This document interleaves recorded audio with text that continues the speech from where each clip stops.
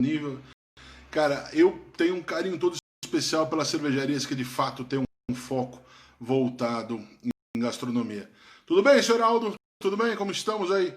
Um dos princípios, evidentemente, por todo o meu histórico, por tudo que eu faço, por tudo que eu venho fazendo na vida, no sentido de gastronomia, é exatamente poder ter a força, né, e aí a vocação, como eu sempre chamo. E uma das coisas que a gente perde, que a gente costuma perder quando você fala dos estilos mais tradicionais, que a galera mais curte hoje em dia em larga escala, que são as IPAs, é uma questão de vocação.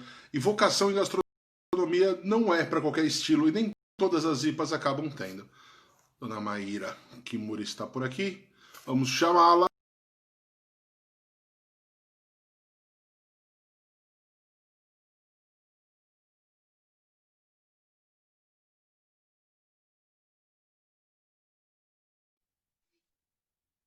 Alô?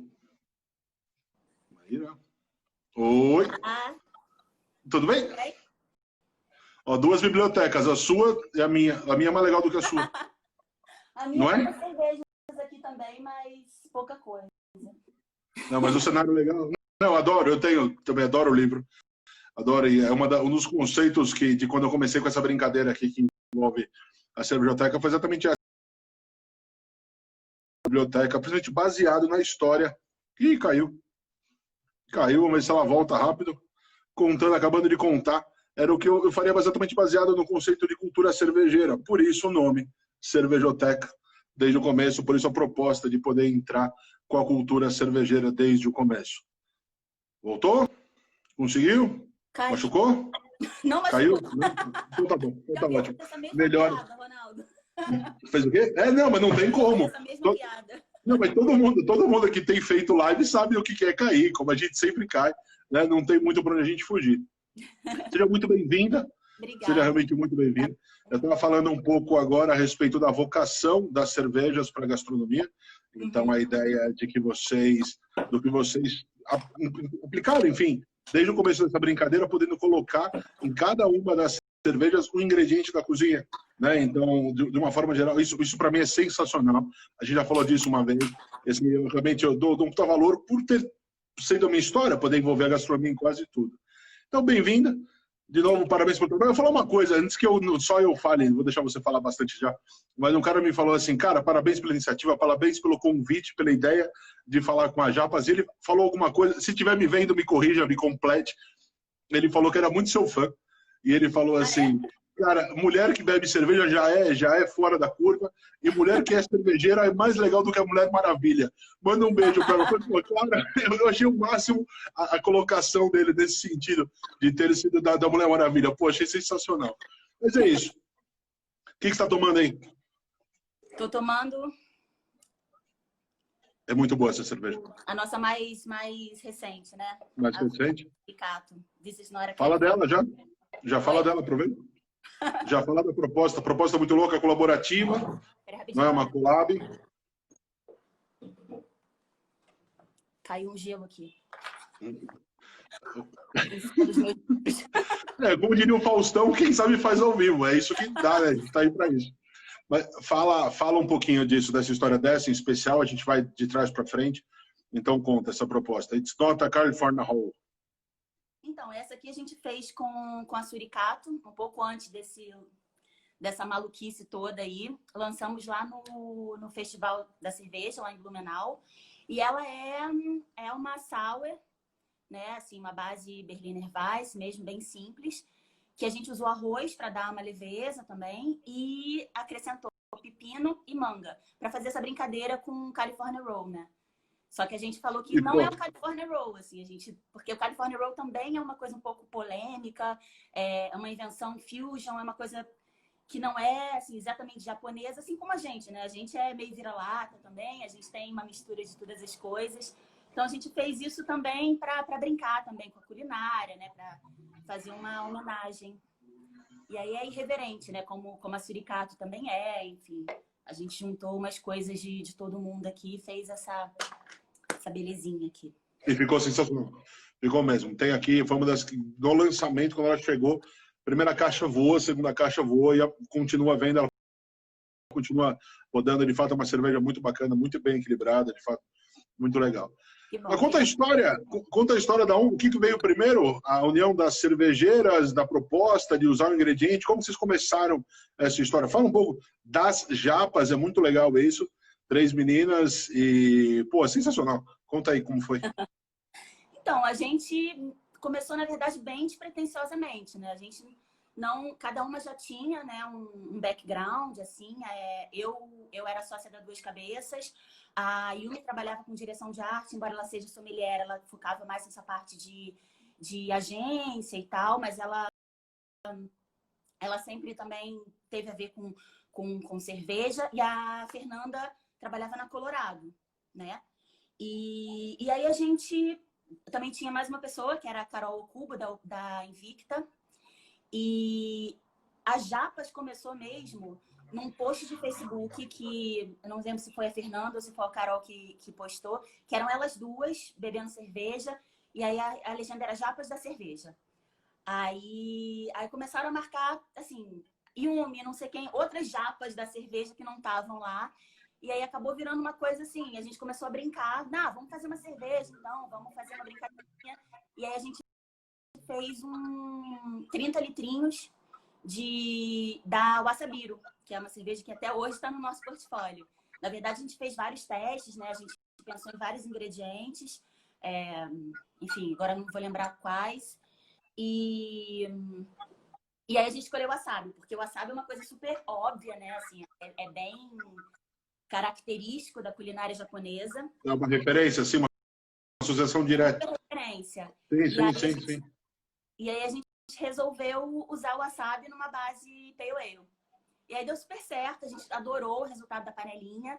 E aí a gente acabou procurando assim, um parceiro para fazer ela numa escala maior, né? Ainda meio que despretensiosamente, assim, sem... Assim, a gente já tinha uma marca, mas a gente não sabia ainda se a gente ia evoluir para o CNPJ. Aí a gente foi convidada pela Nacional. Aí a gente fez um lote lá na Nacional, se não me engano são 600 ou 700 litros lá. E aí a gente fez em 2014, foi no final de 2014, e lançou no começo de 2015. E aí no lançamento foi um sucesso, assim, encheu a casa, uma segunda-feira, foi super, super legal, assim, a gente sentiu uma vibe muito boa vindo daquilo e a gente achou que tinha alguma coisa ali pra gente explorar, né? Aí acabou assim, uma semana, o lote todo, foi bem doido. E aí a gente começou a procurar parceiros, né, para fazer isso de uma forma um pouco mais consistente. E a gente acabou indo para Invicta. Na época, a Carol Okubo, que saiu das Japas tem uns 2 anos, mas ela era cervejeira de lá. E a gente achou que tinha tudo a ver. Eu produzia Duas Cabeças lá também, então tinha uma sinergia, né? A gente começou lá, a gente produziu primeiro a Wasabiro, que era essa nossa primogênita, onde tudo começou. E depois a gente lançou a Matsurika, que é uma Bohemian Pilsen com jasmim. Que lá no Japão é um chá super, super comum, assim, é bem característico do Japão também. E aí, em 2018, a gente foi para a Dádiva e lançou várias outras coisas também. Enfim, aí o resto é história. O jasmim, para os caras, é tão comum, tão corriqueiro, que você consegue comprar chiclete sabor jasmim, né? Aquelas lojas da Liberdade. Não vi chiclete, mas eu É muito legal, é muito legal. Mas isso na minha época de 8ª série, tinha um amigo, Cássio, que era japonês, ele era muito japonês, aquela coisa, sabe, de quadradinho assim e tal. E ele sempre ia com esses produtos made in Liberdade aqui em São Paulo, com os produtos muito loucos. Eu lembro muito dessa proposta do chiclete de jasmim, aí tipo uns 13, 14 anos, já tinha isso, realmente é muito legal. Mas a decisão da cerveja com ingrediente já veio do começo? Foi sem querer? Vocês foram juntando, foi andando e acabou evoluindo para isso? Como vocês pensaram isso na primeira cerveja? Então, veio do começo porque a gente queria que fosse uma coisa bem japonesa mesmo, né? Obviamente com o nosso toque brasileiro, obviamente que tem que ter adaptação para colocar na cerveja, né? Mas a gente sempre coloca algum elemento japonês. Primeiro foram ingredientes e agora a gente está aplicando muito conceitos, né? Primeiro porque o número de ingredientes que a gente consegue achar aqui é bem finito, né? A gente explora bastante procurar pequenos produtores, às vezes, esses produtores muitas das vezes são descendentes de japoneses também, que continuaram plantando, né? Continuaram na roça, porque a maioria dos japoneses, quando vieram para o Brasil, eles foram trabalhar no campo, né? Então, assim, muita gente continuou, assim, principalmente no interior de São Paulo, essa coisa de usar um ingrediente, mas agora a gente está evoluindo um pouco mais para mais conceitos do que só ingrediente, né? Por exemplo, a Kauai, não sei se você lembra dela, era uma New England IPA com framboesa e amora. Framboesa e amora não tem nada especialmente Característica, não é característica. mas a gente usou um conceito que é o Kauai, que é uma cultura do fofo no Japão. Então a gente aplicou isso e ninguém questionou, assim, ninguém falou, nossa, mas cadê o ingrediente japonês? O ingrediente japonês somos nós, assim, é o conceito, né, toda a embalagem, é toda coisa assim que envolve o produto. Essa tava legal e tudo mais, mas a Kassato Maru, para mim, a Kassato Maru é imbatível. A Kassato é das linhas, da linha de vocês. Eu vou ter que aprender o Asabiro, eu vou ter que colocar na minha cabeça que é uma paroxítona, não uma oxítona, né, porque eu falo Asabiru, então eu vou ter que aprender a falar direito o nome da palavra, muito bem. Pode falar o que você quiser. Na verdade, assim, como é uma palavra inventada pela gente, né, porque é wasabi e biro é cerveja. Então, tá meio que aberto a interpretação. Mas faz sentido. Se biru não é biru, é biru. Então vamos lá, wasabiru, vamos começar a falar direito. Não dá nada, não. E tem bastante coisa muito legal, tem propostas muito legais de ingredientes malucos. E a gente recebeu, ficou muito perto, assim, uma coisa da outra. Eu não vou precisar o que veio antes, mas quando veio a Imperial Stout com caqui, como chama? Black Daruma. O Black Daruma. Ela veio uma primeira vez, a galera, puta, caqui. Primeiro vocês lançaram primeiro. Caqui, não sei o que, negócio esquisito. Pô, ficou legal. Sensacional. E na sequência, o pessoal da Dr. Brown lançou uma com quiabo. Você provou essa cerveja? Quiabo, não, nem ouvi falar. Porque assim, de fato, o que o quiabo vai passar de gosto? Nada, né? Não tem. Tipo, é super neutro. E aí, mas a proposta da viscosidade, né? Então era extremamente curiosa. Eram duas cervejas que a galera olhava assim, acabou tendo por um período de tempo as duas ao mesmo tempo, assim. Eu olhava e falava assim, cara, vocês estão muito loucos, colocando os ingredientes malucos na cerveja, o que vai dar? Um dá sabor, dá uma proposta, tudo até de diminuição de doçura residual e tal, e o outro entra com uma viscosidade, pô, ficou muito bacana. Acho que a gente tem a vantagem do cervejeiro cigano é muito isso, né? A vantagem do cervejeiro cigano é ter liberdade de criação, é poder ser diferente do que da casa que os hospeda de uma forma muito geral. E eu falei com o Gui, da Mafiosa, semana passada, aqui também nesse mesmo gordo horário, nesse mesmo gordo local. Falei com o Gui, a gente conversou bastante, ele tem muita amizade, ele, pela proximidade até, a gente, né, é muito mais fácil. E aí eu falei uma coisa para ele que vale muito para vocês. Eu acho que é legal a gente ter inventividade, sempre tem que ter. Acho que o cervejeiro cigano leva isso como marca mais importante, como bandeira mais importante. Mas uma coisa que é sensacional é que mesmo com inventividade, a gente consegue manter regularidade de cervejas numa linha de produção. Então, eu consigo contar com a Matsurika, eu consigo contar com a Yoshi, como você fala? Vamos lá, aprender agora. Então, eu adoro o Vitibir de uma forma geral, e o gengibre dá um toque incrível na cerveja, então a gente poder carregar isso. E aí, de novo, parabéns, né, porque é uma coisa que a gente sabe o quanto é difícil manter uma continuidade, falando desse mercado maluco, o que a gente tem aqui hoje em dia, e aí não vamos entrar no mérito da choradeira, não vamos, está todo mundo chorando, não precisamos chorar, vamos falar de coisa boa, vamos falar de gastronomia, até porque me dá um norte. Ó, Fernandinho entrando aí. Me dá um norte no sentido da gente poder... O quanto disso tem a ver, no sentido de venda, de volume, enfim, o que a gente consegue colocar em casas que carregam, que aplicam, que vivem o conceito de cozinha oriental versus o público geral. Vocês já fizeram algum estudo nesse sentido do quanto tem esse tipo de aceitação para um lado e para o outro? Sim, na verdade, isso que você falou faz muito sentido com o que a gente faz. A gente tem duas linhas, que é uma linha básica, que é a linha que é o Asabiru, a Oishi e a Matsurika, o Asabiru, Matsurika e Oishi. Que elas sempre têm. Elas são um portfólio fixo, elas têm uma aceitação muito grande em restaurantes japoneses, não só em restaurantes japoneses, né? Obviamente que a gente também vende elas em outros lugares, assim, em bares cervejeiros. Mas são cervejas um pouco mais de entrada, né? São estilos um pouco mais de entrada, um pouco mais fáceis das pessoas entenderem o que é uma Witbier, o que é uma Pilsen. Pilsen ainda é mais fácil ainda de explicar, né? Então, a gente tem essa linha e tem uma linha que é um pouco mais especial, por assim dizer. Não que a outra não seja, né? Mas que é uma linha mais cervejeira, que é uma linha mais voltada para bares, para pessoas que já entendem um pouco mais de cerveja. Então, a gente transita entre esses dois mundos, assim.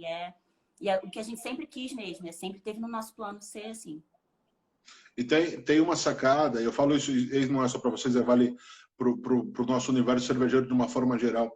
Uma grande vantagem que a gente tem sobre o mundo do vinho é que quando você vira para a pessoa e fala assim, ó, percebe o caramelo, percebe o gengibre, ele está lá, né? É fácil, a identificação é muito fácil.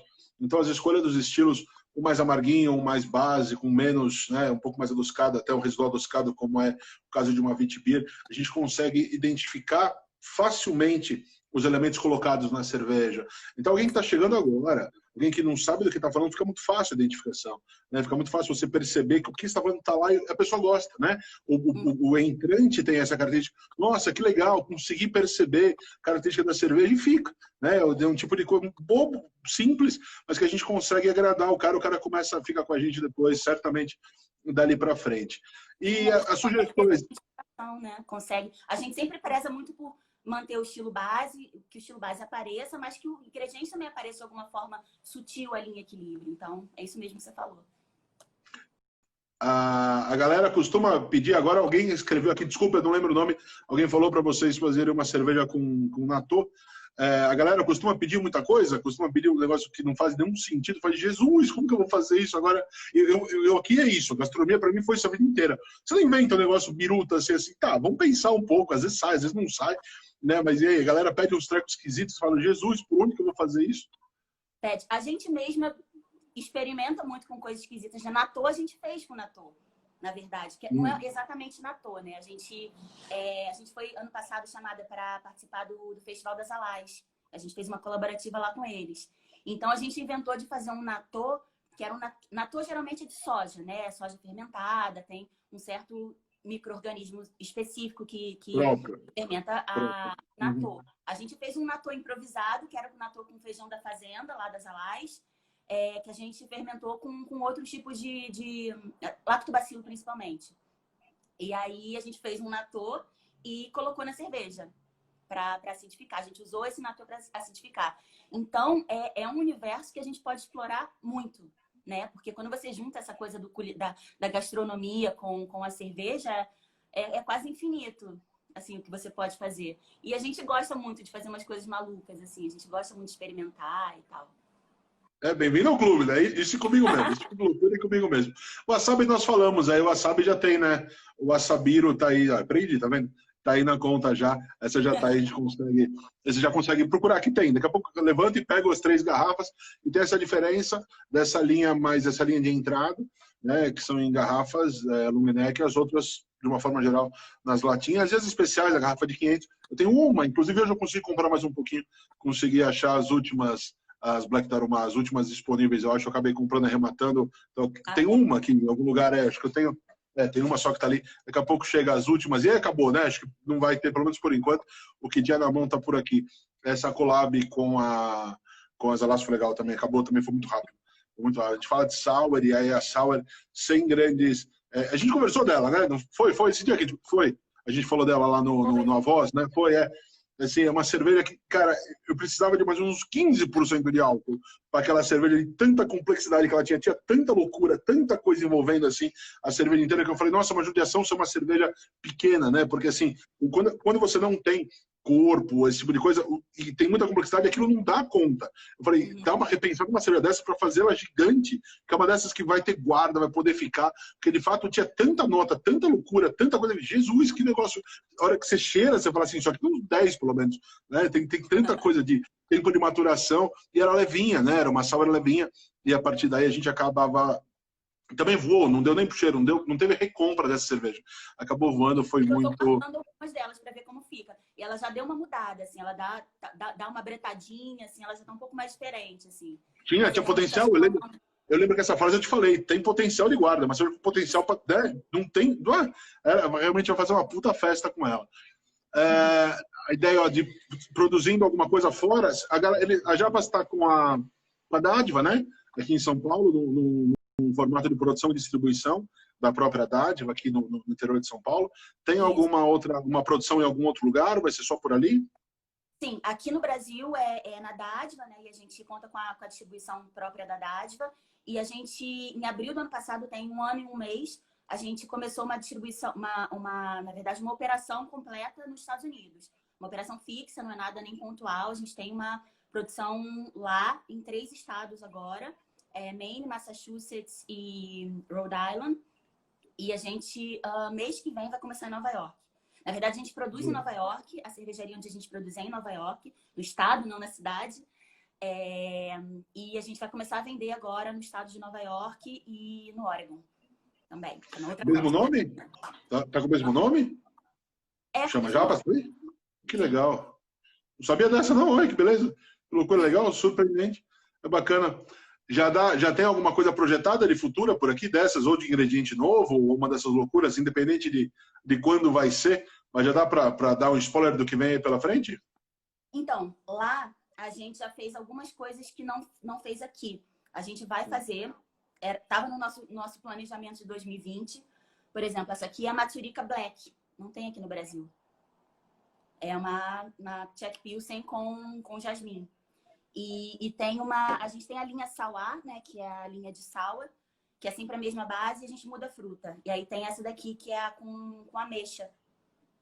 Só que a gente não conseguiu fazer aqui ainda, né, porque, enfim, estava no planejamento desse ano, mas aí veio o corona, ferrou com tudo, mas não vamos falar disso. Não, podemos até falar um pouco, não dá nada. É que assim, a gente vai passar por isso, a gente vai continuar.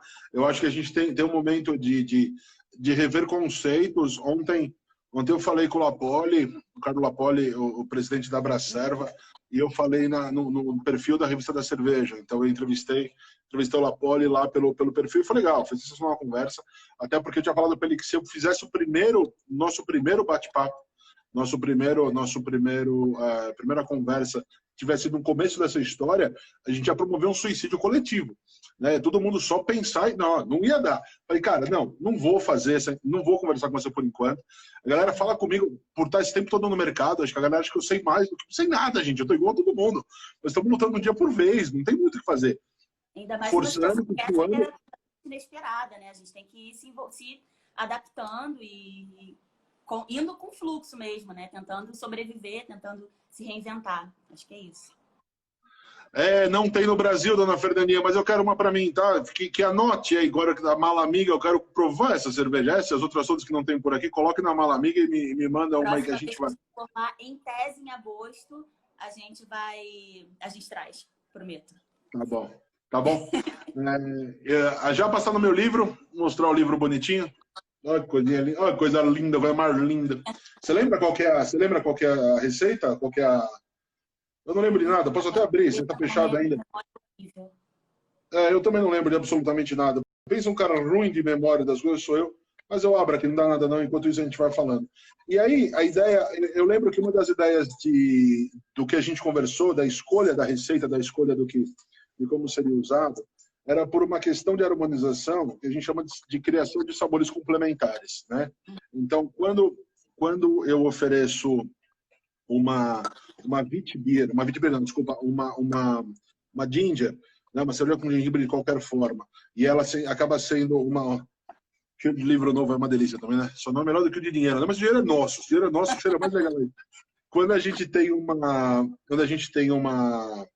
a ideia de poder trabalhar com uma cerveja com gengibre, fica muito fácil envolver a cerveja com gengibre de uma forma que envolva, que a gente consegue falar de harmonização com cozinha oriental, por uma questão simples de associação, né? Não necessariamente você vai comer tudo com aquela conserva de gengibre, não necessariamente você vai comer tudo com o próprio wasabi, não vai.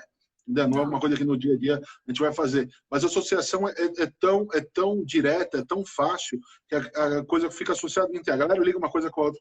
Lembra isso aqui, ó, Ronaldo Rossi, Botecando e Harmonizando, o livro mais legal que dá para existir a respeito de comida de boteco e harmonização. Não é porque é meu, não é porque tem as japas no projeto, mas é o livro mais legal que a gente consegue ter no mercado.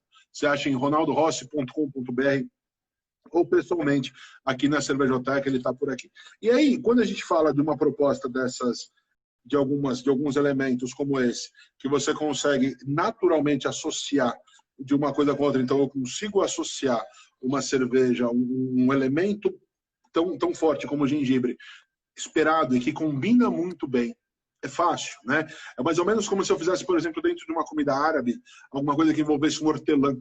Né? Assim, você acaba tendo aquilo em quase tudo, não vai ter dificuldade nenhuma.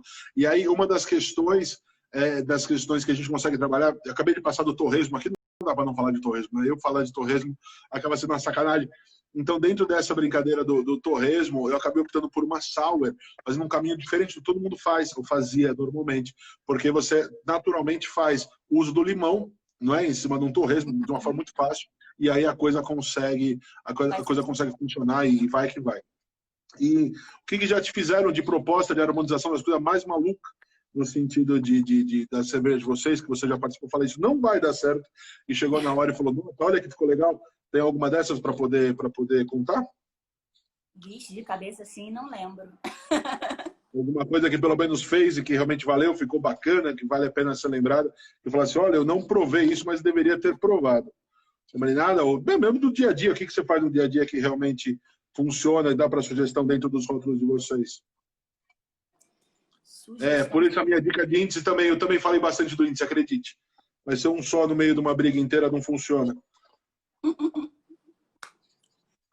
Eu não sou tão boa assim de harmonização. Mas é boa de comer e beber, é o que importa. Mas eu costumo pensar assim, nessa coisa da complementação mesmo, né? Do ingrediente que a gente está usando com o prato. Mas assim, sei lá. Acho que você pode falar melhor o que pode do que eu já fiz? ir bem eu acabei usando essa história do gengibre, isso antes mesmo de você ter lançado a primeira, era uma coisa que eu sempre usava como dica para a galera, eu falava para a galera assim, porque assim, independente do estilo que seja, a vantagem da cozinha oriental, quando a gente fala de harmonização, é a quantidade pequena de gordura envolvida. Então, toda vez que tem uma quantidade pequena de gordura envolvida, eu consigo, eu posso trabalhar sem precisar de uma potência grande de corte, sem uma necessidade grande de corte. Então, eu consigo trabalhar com sabores complementares, uma necessidade baixa, né? Porque imagina assim, ainda mais, você soma um monte de fatores, o porquê é muito baixo. Toda a montagem de alguma coisa como um sushi, que você vai ter, por exemplo, o arroz, e aí você já vai ter uma base ácida feita pelo próprio vinagre de arroz. Esses elementos todos, eles vão somando e vão diminuindo a necessidade de corte. Então, de uma regra geral, de uma regra muito simples, todas as vezes que eu ofereço para vocês... tá aqui, olha que coisa linda. Achou? Falafel. E aí, dá para ver? Me cobriu, mas tá bom. Eu já falo o porquê do falafel, é exatamente a história do condimento. E usamos a Brute, né, que nem tem mais, não tem mais na linha, eu vou deixar aberto aqui para a gente voltar. É uma pena, a cerveja realmente era muito boa, muito equilibrada. A linha das Brutes foi uma das melhores que a gente teve. E aí, quando a gente oferece o arroz nessa proposta de harmonização, o arroz, ele vai... O carboidrato, de uma forma geral, isso vale para batata, isso vale para massa da pizza, isso vale para o pão que você coloca no sanduíche. A gente dispersa os seus sabores base. Então, por exemplo, a necessidade que eu vou ter de um poder de corte num sanduíche de calabresa é menor do que se fosse uma porção de calabresa cebolada. Só para facilitar o entendimento de vocês. E cada vez que eu coloco um elemento ácido, eu diminuo mais ainda a necessidade do corte. Olha que beleza, lindo. Então, baseado nisso, eu já tenho volume de arroz, volume de carboidrato e tempero com elementos ácidos. Acabou, fica muito fácil. Então, eu preciso de muito pouco, de fato, para poder cortar, que é a base da harmonização começa a partir do poder de corte, o resto a gente faz depois. Nesse sentido, qualquer coisa que eu coloque que não brigue, eu começo a gerar sabores complementares. Então, usar uma APA, que é uma cerveja que tem um potencial de amargor vindo do volume de lúpulo e uma base que vai secar, vai atenuar bastante a cerveja, fica muito legal. A partir daí, você consegue oferecer o destaque do wasabi. No nariz, já percebe, evidentemente, você já percebe. Mas a hora que isso vai na boca, ele vai ter essa ação de sabores complementares. Ele vai entrar sem nenhuma... vai acabar cruzando e tal. A ideia do falafel é exatamente... Não é exatamente por isso que eu vou falar agora, mas tem uma lógica incrível, que é o fato dos temperos verdes. Então, a gente moe, o falafel moe o grão de bico, com coentro, com folhas de coentro. Esse verde que a gente tem, assim como fala do molho pesto, elementos nesse sentido, essa base vai ser perfeita para a gente poder valorizar o lúpulo. E são alguns dos raros casos em que eu posso iniciar uma harmonização baseada em lúpulo. Não funciona quase nunca. A galera erra muito. Eu falo que eu quero pegar o gênio que um dia inventou fazer hambúrguer com IPA. Fala, mano, que negócio é esse? Que absurdo é esse? Você gosta e continue fazendo, mas na prática não funciona. Na prática não pode chamar de harmonização. E quando você tem o lúpulo em destaque e elementos frescos, elementos verdes frescos, então salsinha de monte, coentro, manjericão, e aí vai qualquer coisa que você goste, você pode de saída imaginar trabalhar com isso. E a Brut é legal, neste caso, e assim como valeria uma outra cerveja que fosse bem atenuada, porque você vai destacar muito esse elemento que está colocado a mais. Porque quando eu pego uma cerveja, e aí de novo... É super herbal, né? Tem uma coisa de hortelã, uma coisa de erva doce, então faz todo sentido. Quando a galera, de repente você não pode nunca ter reparado isso, você, digo, a galera que tá vendo a gente, qualquer Session IPA na boca vai ser mais amarga do que qualquer Imperial. Que a Imperial vai ter 2, 3 vezes mais IBU que você pode usar, não faz diferença. Mas na boca, por não ter o residual de doçura, é uma relação simples do que a gente faz, por exemplo, com a ideia do café. Você toma um café amargo? Tá lá. O amargor tá lá, presente, beleza. Você coloca açúcar no café, a doçura aparece antes do amargor, ou seja, aparece que o amargor desaparece. É esse efeito que acontece quando a gente fala de uma cerveja leve, e é isso que é uma pena a Brut não ter sido desenvolvida direito. A proposta da Brut é linda, é linda. Só que a galera começou a fazer tanta coisa para lançar rápido, para não perder o momento do lançamento, que lançaram tanta coisa meio mais ou menos, que a galera, opa, não quero mais saber disso, e falou. Tem meme, né? Tem meme zoando com Brut, né? Tipo, não sei se você viu, fica em casa ou você vai ter o fim do que teve a Brut IPA, tipo, morreu? Não, né, mano? Deixa aí, puta sacanagem. A galera fala muito disso, de uma cerveja que não tem. A Belgian IPA é muito isso. A Belgian IPA você tem uma riqueza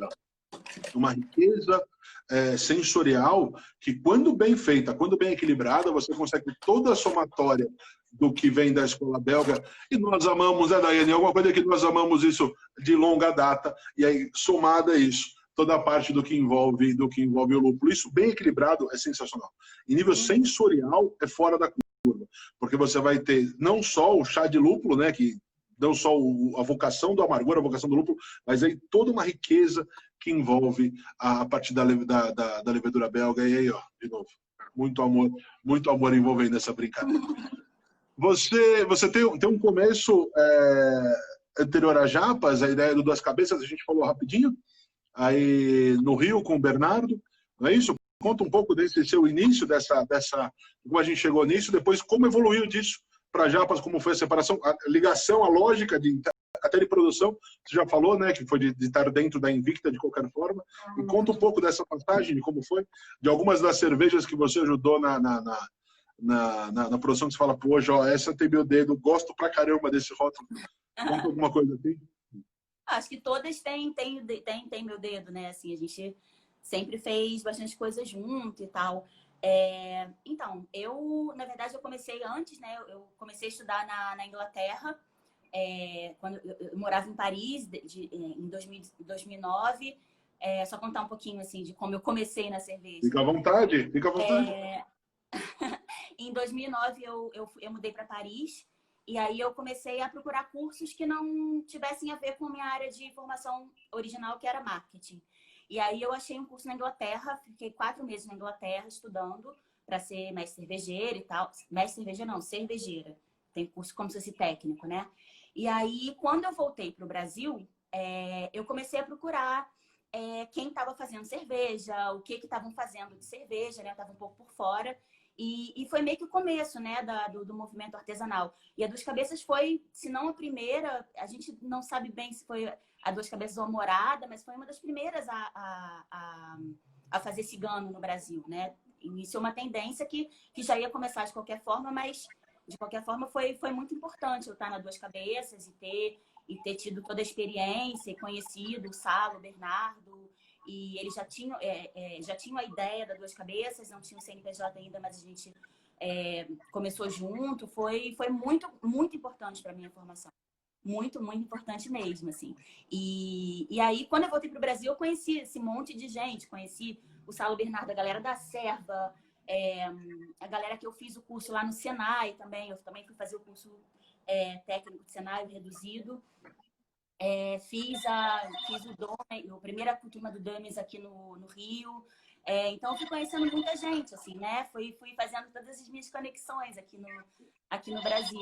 Então, foi uma formação muito boa, assim. A gente teve uma época, teve distribuição, a gente distribuía várias marcas super legais, Brewdog, Southern Tier, umas marcas que nem vêm mais para o Brasil. Não chegam mais, é uma pena. Na época que a gente fazia com a Tarantino, né? A gente trazia da Tarantino aí de São Paulo e vendia aqui no Rio para complementar o portfólio da Duas Cabeças. Então, foi uma escola, assim, para mim. Foi super importante. Só que a Japas começou a ter uma importância maior na minha vida porque, enfim, é uma coisa muito mais autoral minha, assim. Minha, da Fernanda e da Yumi, que a gente tem essa origem, né? Essa origem japonesa. Então, para mim, faz mais sentido no momento que eu tenho que dar atenção a uma empresa. Então, foi um movimento natural, assim, a partir do momento que a gente começou a crescer mais aqui. A Yumi falou oi também, apareceu por aqui, eu acabei não cumprimentando quando ela falou oi. A gente tava de passagem, não sei se ainda tá, mas ela tava, enfim, eu tava falando, buscando a receita, uma coisa puxou a outra, acabou não dando tempo de falar. E Sérgio, eu não enxergo quem tá entrando, quem tá fazendo, porque se eu colocar os óculos, fica dando reflexo, ó. Não, mas tudo bem, eu vou falando. Quando alguma lá, a Yumi tá aqui ainda, eu vou lhe falar que tá aqui ainda. Muito bem-vinda também. Uma das coisas que fica muito fácil de trabalhar nisso, e aí não vou entrar no mérito de mulher na cerveja, eu acho que você já tem que ser boa, independente de quem faça, nunca, para mim não faz muita diferença isso, não é? Gênero, quem faz não tem gênero, a gente faz com a mão, faz com a cabeça. A gente trabalha, a gente dá o mesmo espaço, o mesmo valor, a gente gosta muito de cerveja, então tipo, a cerveja tem que ser boa, né? Independente de qualquer outra coisa. Mas de fato a galera ainda se surpreende com essa história, mais com o fato de serem três meninas japonesas. Deixa eu falar uma coisa japonesa que você falou de Rio de Janeiro. Eu morei aí um tempo, né? Eu acabei levantando uns restaurantes uma época aí.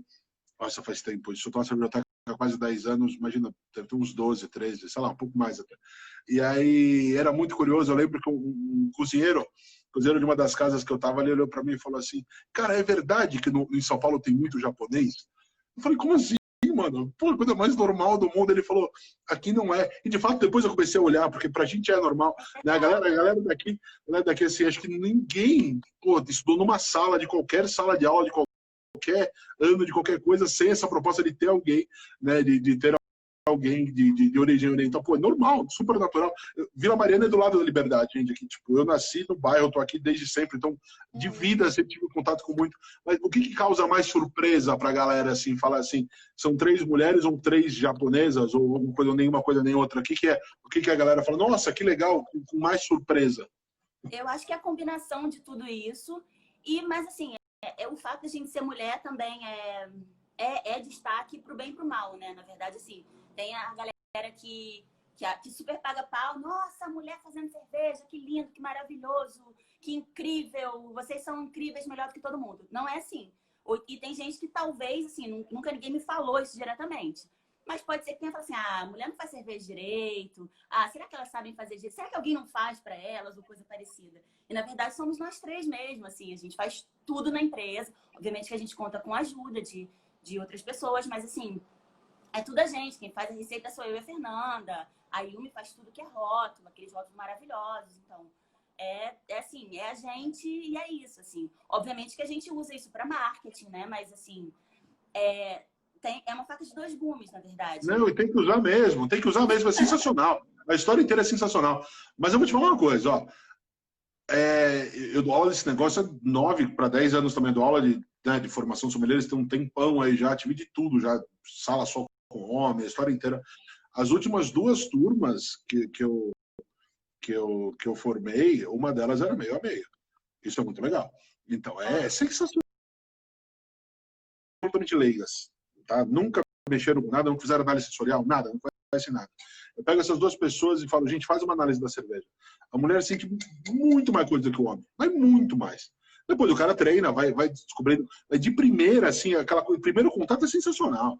É sensacional. Realmente, essa questão de gastronomia, essa questão intuitiva, né? Essa questão de poder trabalhar com isso é muito legal. Realmente muito, muito bacana.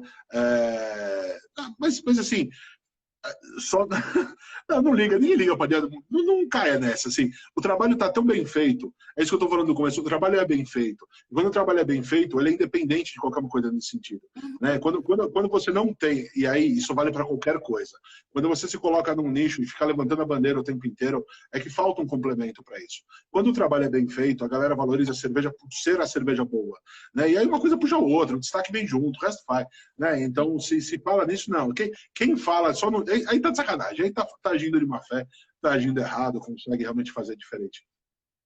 Mas me conta o que a gente tem daqui para frente, o que dá para contar, passando o Covid fora lá as coisas do exterior, que eu quero provar. Me conta alguma coisa que vocês já programaram para agora, que a hora que essa merda passar, ela vai passar. A hora que essa merda passar, a gente pode estar vendo de novidade aí da Japas pelo caminho. Me conta alguma coisa que você... Vai, dá um spoiler aí, fala pra galera. Pode deixar.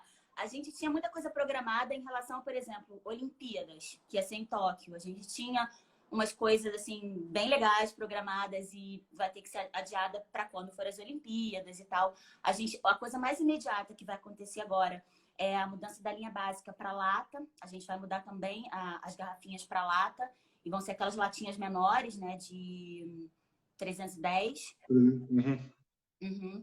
E isso a gente vai fazer um pouco gradualmente, né? A gente já estava fazendo um trabalho com os restaurantes, de conversar e tal, porque tem muito restaurante que tem a gente na carta, então a gente tem que sempre, né, levar em conta os nossos clientes, mas assim, a mudança a coisa mais imediata que vai acontecer com as Japas agora é isso. Mas a gente tem algumas coisas assim, por exemplo, a gente tem uma... Você sabe qual é o Kyo que a gente fez com a Dade no ano passado? É uma cerveja é uma Sour Russian Imperial Stout com duas uvas, uma uva brasileira e uma uva japonesa, que era a Bordeaux e a Benizu. Esse ano a gente vai lançar a Safra 2020, que é com duas outras uvas, assim, ainda não tem data certa, assim, deve ser em junho, vai ser mês que vem. Mas essa é a próxima, esse é super spoiler, assim, a primeira mão. A gente vai lançar ela e assim, eu não provei ainda, porque eu tô aqui confinada, mas Falaram coisa boa. Se falaram que tá boa, a gente confia. Realmente deve tá vindo muito bacana. Mas vai passar, né? Eu tenho falado isso, a gente vai precisar querer para passar, mas querendo a gente vai conseguir realmente levar isso para frente e vida que segue. E lá nos Estados Unidos, a novidade é que a gente vai começar em Nova York com um distribuidor que foca muito no online. Então pra gente, isso, assim, para o momento é muito importante isso, né? É uma coisa que a gente teve que se adaptar, a gente teve que correr um pouco mais para fazer essa operação, mas que a gente está apostando muito que vai dar certo. Então é sempre isso, é ter o jogo de cintura para se adaptar ao momento. Vocês são muito finas. Muito finas. Obrigada. Minhas amigas são muito finas. Olha que coisa de gente fina fazendo isso lá em Nova York, que coisa legal, de fato. Bom, você sabe que a gente está por aqui. Costumamos sempre ter a linha inteira das Japas, independente do estilo que seja. Todas elas passam por aqui, a gente sempre tem. E numa dessas conversas, enfim, estou priorizando exatamente quem está comigo no livro, quem a gente está junto todo esse tempo, quem eu confio no trabalho, né? E uma das coisas que é muito curioso, eu posso falar tranquilamente de vocês, é assim, chega a cerveja por aqui, novidade eu posto, né? E tem gente que nem responde a postagem. Tem gente que acha que está com a vida tão ganha. É impressionante isso, é impressionante. Tem gente que acha que está com a vida tão ganha que não precisa repostar onde tem ponto de venda, gente, beleza. Você faz isso 2 vezes, a terceira você para, eu paro. Tá? Eu parei. Então, assim, você vai voltar, se mudar um dia, você vai falar, não postou mais nada, talvez eu volte. Mas, gente, chegou coisa nova e a galera aqui continua trabalhando. Então é isso. Tá todo mundo preso, tá todo mundo sem conseguir fazer do jeito que fazia. A gente não deixa a bola cair. Né? Vamos continuar trabalhando com isso. E aí não tem uma postagem que eu faça que a Japas não trabalhe. Principalmente, precisa se apoiar, né? A gente precisa saber o que tem, onde tem, apoiar aquela coisa do apoiar o pequeno negócio, apoiar quem sempre apoiou a gente. é fundamental, assim. E as redes sociais agora, até, assim, sempre foi uma coisa, assim, muito importante né, no plano de negócio, de marketing. Sim. Mas agora é fundamental, né? Assim, é isso, assim, apoiar quem sempre apoia, enfim. Ó, quando passar, a gente puder fazer isso, vou fazer pessoalmente. A gente faz uma repaginada nos clássicos orientais. Claro, não vou fazer nada de clássico com essas loucuras todas. Então, pega a base da cerveja de vocês. Fechadíssimo. Eu garanto a Gororoba, a gente faz um negócio legal e depois documenta. Gororoba, E aí eu convido. Modéstia. Não, faz um Gororoba bacana, a gente faz. E aí junta a galera aí. Você que apoia a Cervejoteca, que apoia a Japas, quem sabe será um dos convidados para estar aqui com a gente. Fácil. Faz acontecer isso de um jeito muito fácil. Fechou. Você que chegou agora, né? Muito legal. Você que chegou agora e não viu o nosso bate-papo desde o começo, ele vai estar disponível lá na página, na Confraria do RR, lá no YouTube. Só chegar. Chegando, não se esqueça de se inscrever, de dar o joinha, é sempre muito bacana, muito importante, porque você acha que é difícil crescer no Instagram, não faz ideia do que é crescer no YouTube. Puta, que negócio desgraçado.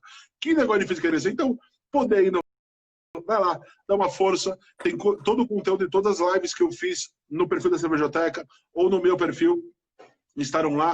A gente está com um delay aí de alguns 5, 6, 10 dias, mas em breve esse bate-papo inteiro vai estar lá constando. Então, vai ser muito bacana de ver por lá. Minha querida, muito obrigado, de fato, de coração. A pena não estar bebendo. Não, podemos falar, quer falar? Fala o que você quiser, fica à vontade. Mas temos um tempinho ainda. Daqui a pouco eles cortam a gente. Vão cortar. Mas quer falar? Fala aí. As meninas, fiquem à vontade, gente. Tem um tempo. Quer mandar um recado para alguém? Quer xingar alguém? Fica à vontade. Não. Não quero xingar ninguém, não. É isso. Muito obrigado pela companhia. Muito obrigado pelo bom papo. Muito obrigado a todos vocês que passaram esse tempo com a gente. E aí, fica a sugestão, caso não conheçam ainda todas as cervejas delas, vá atrás, procura. Aqui sempre tem, em vários lugares tem, não é só aqui que tem, mas vá de coração aberto, esperando alguma coisa diferente. Vá de coração aberto, buscando essa proposta de poder usar em gastronomia. Isso não é à toa que eu estou falando isso. É muito bacana quando você tem uma linha de cervejas, uma vocação gastronômica. Vamos xingar o Joaquim. O Joaquim, vou xingar pessoalmente. O Joaquim, nós temos um grupo de futebol, cerveja, esculhambação, é pura esculhambação. O Fernando é um dos poucos caras decentes daquele grupo, até porque é um São Paulino de bons costumes, assim como eu. Mas o resto lá tem um monte de perna de pau, de picareta e tal. E o Joaquim é um desses caras que está lá. Nós vamos resolver a questão do Joaquim pessoalmente, com uns porretes, em breve, um dia desse. Deixa a gente poder estar perto, saber se a gente não faz isso. Então, busque as cervejas e busque as cervejas com uma vocação, que eu falo, de coração aberto, imaginando poder alguma coisa pode não ser exatamente aquela referência que você tem. Porque o uso no prato é uma coisa, o uso na cerveja é outra. Então, busque a referência, busque a qualidade sensorial que a gente está procurando, que está entregue na cerveja, leia o rótulo, leia a descrição e pense onde daria para usar e use. A chance de sucesso é muito grande, porque não tem extremos, então uma cerveja que você não vai ter nada tão paulada disso, escuro demais, nada. Quando é para ser, ela está dentro da proposta, então as stouts são escuras, evidentemente, mas elas não são exageradas, elas são ultra equilibradas, e é por isso que eu sou fã de vocês, é por isso que todas elas que são, as cervejas que são lançadas estão aqui comigo, e eu vendo com vontade de continuar vendendo. Mantenham um bom trabalho, e de fato, quando passar a gente faz esse jantar aí com